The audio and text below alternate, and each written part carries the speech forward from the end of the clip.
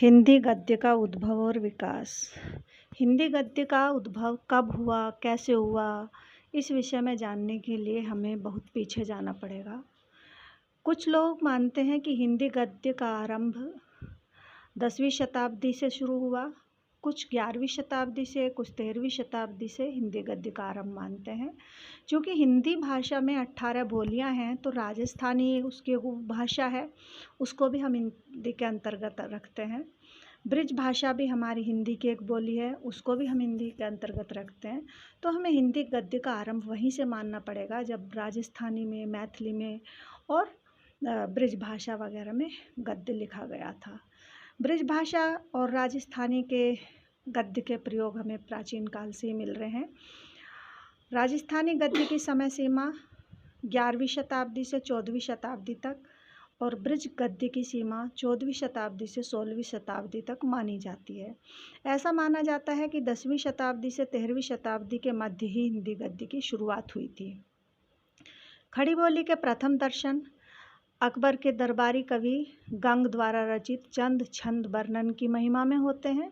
अध्ययन की दृष्टि से हिंदी गद्य साहित्य के विकास को हम इस तरह से विभाजित कर सकते हैं, या इतने सोपानों में, हम 6 सोपानों में इसे विभक्त कर सकते हैं। सबसे पहले भारतेंदु पूर्व गद्य, यानी कि जब तक भारतेंदु युग शुरू नहीं हुआ था, भारतेंदु युग का जो शुरू माना जाता है वो 1868 ईस्वी से माना जाता है। तो उससे पहले जो हमारा गद्य लिखा गया वो हिंदी भारतेंदु पूर्व युग माना जाएगा। दूसरा सोपान भारतेंदु युग, तीसरा सोपान द्विवेदी युग, चौथा सोपान शुक्ल युग और 5वां सोपान शुक्लोत्तर युग और उसके बाद से स्वतंत्रता के बाद का युग। तो हम सबसे पहले चलिए चलते हैं भारतेंदु युग से पहले हिंदी गद्य की कैसी स्थिति थी। हिंदी गद्य के उद्भव को लेकर विद्वानों में जो मतभेद हैं, उनमें हिंदी गद्य की शुरुआत 19वीं शताब्दी से मानते हैं, लेकिन कुछ अन्य हिंदी गद्य की परंपरा को 11वीं 12वीं शताब्दी से मानते हैं। आधुनिक काल से पहले हिंदी गद्य की कैसी परंपरा मिलती है, क्या स्थिति थी, उस पर जब हम विचार करते हैं तो सबसे पहले आता है राजस्थानी में हिंदी गद्य। राजस्थानी गद्य के प्राचीनतम रूप हमें 10वीं शताब्दी के दान पत्रों में, पट्टे परवानों में, टीकाओं में, अनुवाद ग्रंथों में देखने को मिलता है। आराधना, अतियार, बाल शिक्षा, तत्व विचार, धनपाल कथा आदि रचनाओं में राजस्थानी गद्य के प्राचीनतम रूप के दर्शन होते हैं। मैथिली में भी हिंदी गद्य मिलता है।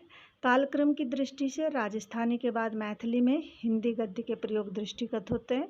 मैथिली में प्राचीन हिंदी गद्य का जो ग्रंथ है वो ज्योतिरीश्वर की रचना वर्ण रत्नाकर है। इसका रचना काल 1324 ईस्वी माना गया है। ब्रिज भाषा में हिंदी गद्य, प्राचीनतम जो रचनाएं ब्रिज भाषा में हिंदी गद्य की मिलते हैं वो 1513 ईस्वी से पहले की प्रतीत नहीं होती। इनमें गोस्वामी विठलनाथ की लिखी हुई श्रृंगार रस मंडन, यमुनाष्टक, नवरत्न सटीक, चतुर्भुज दास की लिखी हुई षड ऋतु वार्ता, गोकुलनाथ की लिखी हुई, जो गोस्वामी विठलनाथ के बेटे थे, उनकी लिखी हुई 84 वैष्णवन की वार्ता, 252 वैष्णवन की वार्ता, गोस्वामी हरिराम का लिखा हुआ कृष्ण अवतार स्वरूप निर्णय, 7 स्वरूपों की भावना, 12 निकुंज की भावना, नाभादास का लिखा हुआ अष्टयाम, बैकुंठमणि शुक्ल का लिखा हुआ अघन महात्म्य, बैसाख महात्म्य तथा लल्लू लाल का लिखा हुआ माधव विलास विशेष रूप से उल्लेखनीय है। इसके बाद हम आते हैं खड़ी बोली में। जो खड़ी बोली में हिंदी गद्य भारतेंदु हरिश्चंद्र से पहले या भारतेंदु युग से पहले लिखा गया था। खड़ी बोली गद्य का आरंभ, खड़ी बोली गद्य की सबसे प्राचीन जो रचना है वो अकबर के राग दरबारी कवि गंग द्वारा लिखित चंद छंद वर्णन की महिमा है, जो पहले भी हम जिसका जिक्र कर चुके हैं। इसमें ब्रज भाषा और खड़ी बोली के मिश्रित रूप के दर्शन होते हैं। खड़ी बोली का जो पूरा परिष्कृत रूप है, जिसमें ब्रिज भाषा का या राजस्थानी वगैरह का मिश्रण नहीं है, ऐसी रचना सबसे पहले राम प्रसाद निरंजनी द्वारा लिखी गई, जिसका नाम भाषा योग वशिष्ठ है। भाषा योग वशिष्ठ 1741 ईस्वी में या विक्रमी संवत 1798 में लिखी गई थी।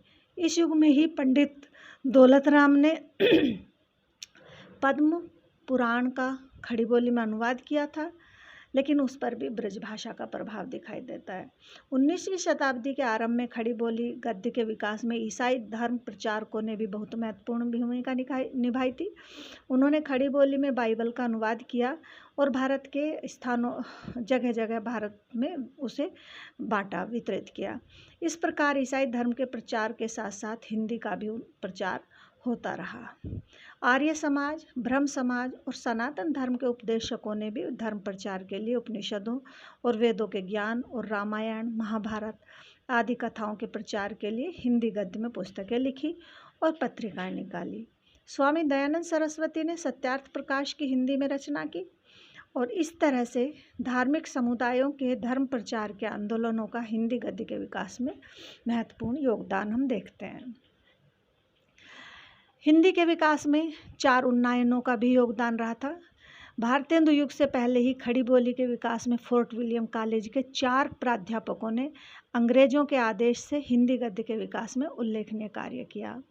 इंशाअल्लाह खां ने रानी केतकी की कहानी की रचना की। इनकी भाषा में भले ही कुछ पद्य का प्रभाव हो, परंतु इसमें ठेठ खड़ी बोली के दर्शन होते हैं।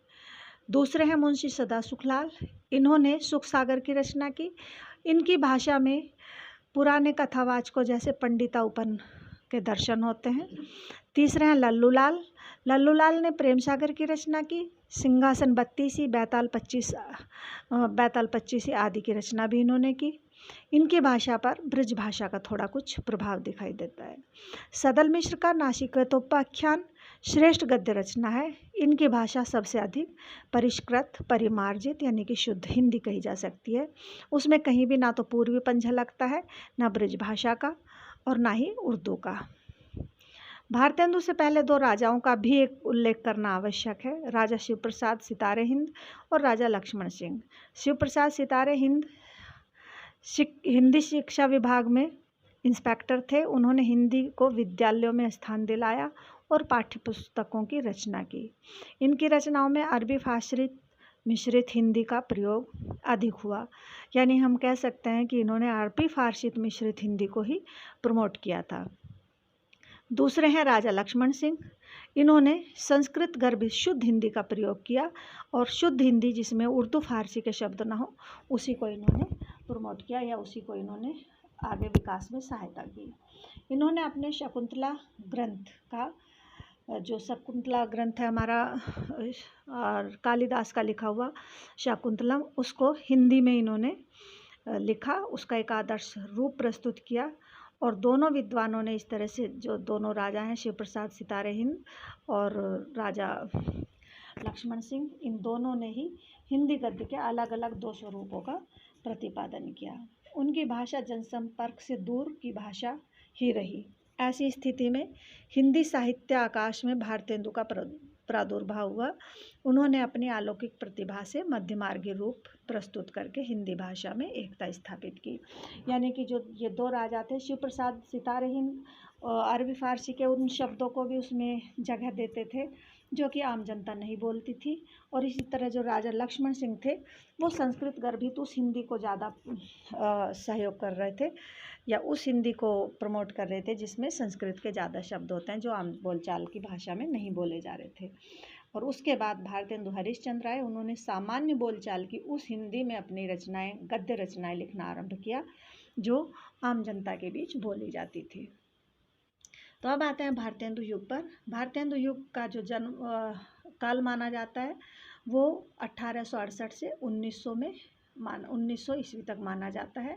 भारतेंदु हरिश्चंद्र का जन्म 1850 में हुआ था और 1885 तक ही वे रहे थे।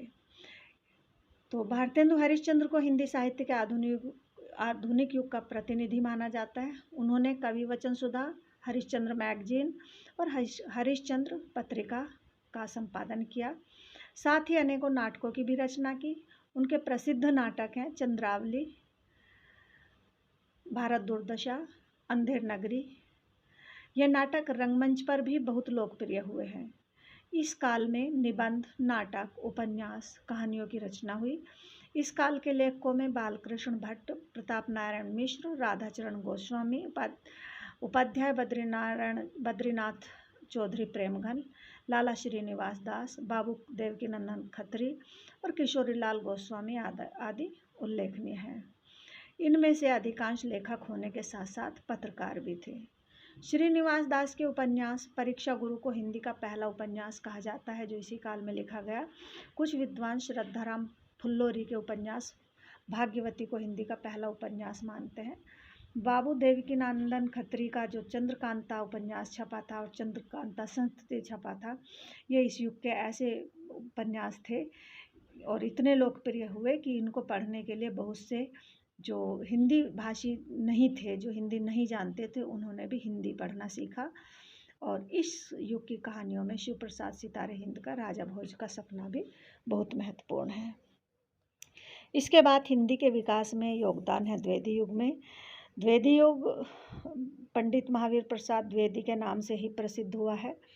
सन 1903 में द्विवेदी जी ने सरस्वती पत्रिका का संपादन किया, यानी संपादन तो उसका पहले से चल रहा था, लेकिन 1903 में इन्होंने इसका संपादन का भार संभाला।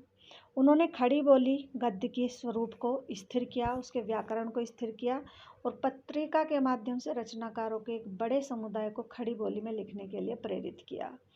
इस काल में निबंध, उपन्यास, कहानी, नाटक, समालोचना सभी का बहुत अच्छे से विकास हुआ।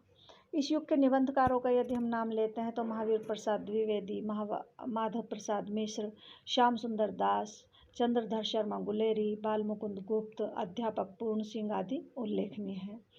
इनके निबंध गंभीर हैं, ललित और विचारात्मक हैं। किशोरीलाल गोस्वामी और बाबू गोपाल राम गहमरी के उपन्यासों में मनोरंजन और घटना की रोचकता है।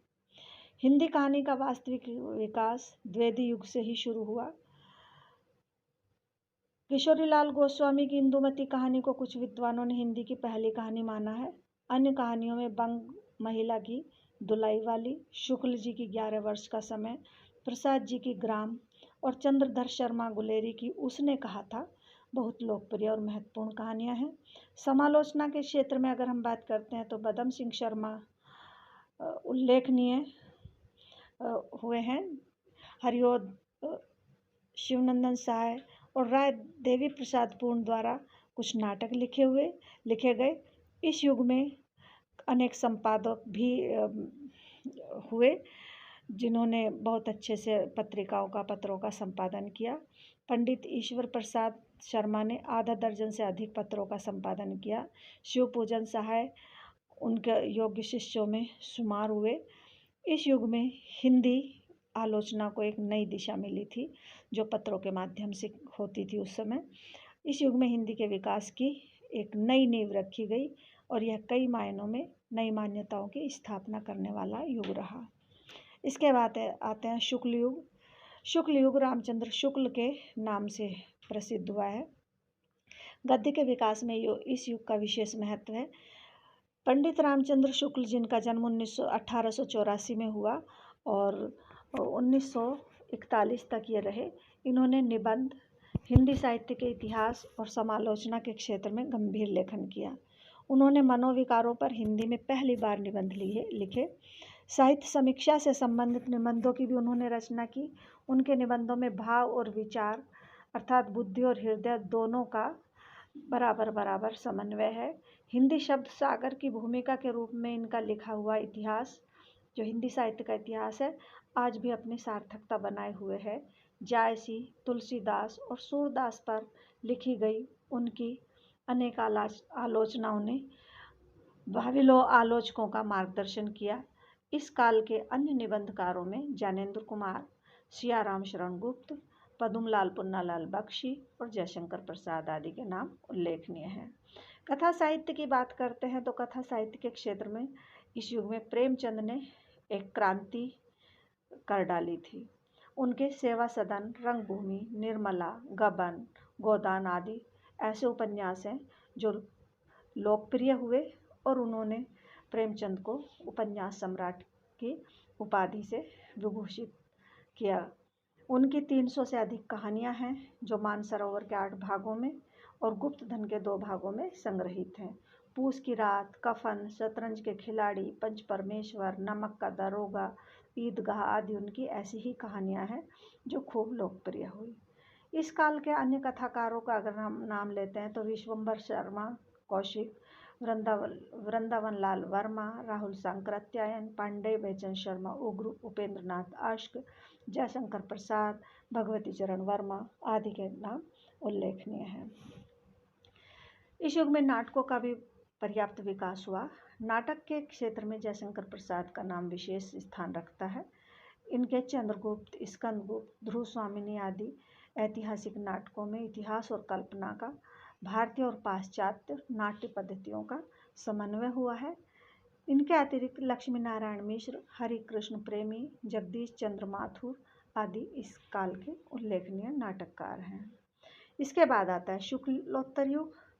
शुक्लोत्तर युग में गद्य का चहुमुखी विकास हुआ। पंडित हजारी प्रसाद द्विवेदी, ज्ञानेंद्र कुमार अज्ञेय, यशपाल, नंद दुलारे बाजपेयी, डॉक्टर नागेंद्र, रामवृक्ष बेनीपुरी और डॉक्टर रामविलास शर्मा आदि ने विचारात्मक निबंध लिखे। हजारी प्रसाद द्विवेदी, विद्यानिवास मिश्र, कुबेर नाथ राय, कन्हैयालाल मिश्र प्रभाकर, विवेकी राय ने ललित निबंधों की रचना की। हरिशंकर प्रसाद, शरद जोशी, श्रीलाल शुक्ल, रविंद्रनाथ टैगोर तथा के.पी. सक्सेना के व्यंग आज के जीवन की विद्रूपताओं का उद्घाटन करने में सफल हुए हैं। ज्ञानेंद्र, अज्ञेय, यशपाल, इलाचंद्र जोशी, अमृतलाल नागर, रांगे राघव, भगवती चरण वर्मा ने उल्लेखनीय उपन्यासों की रचना की। नागार्जुन, फणीश्वरनाथ रेणु, अमृत राय तथा राही मासूम रजा ने लोकप्रिय आंचलिक उपन्यास लिखे।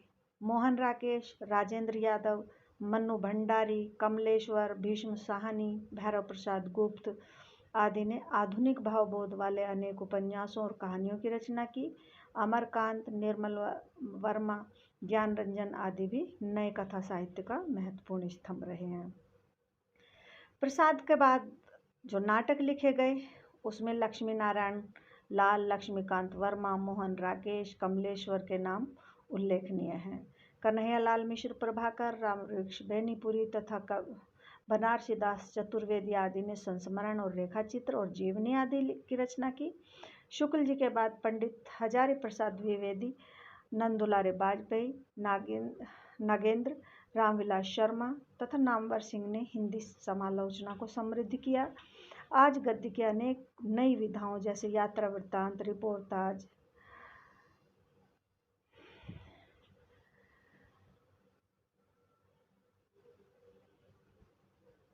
रेडियो रूपक, आलेख आदि में विपुल साहित्य की रचना हो रही है और गद्य की विधाएं एक दूसरे में मिल रही हैं। धन्यवाद।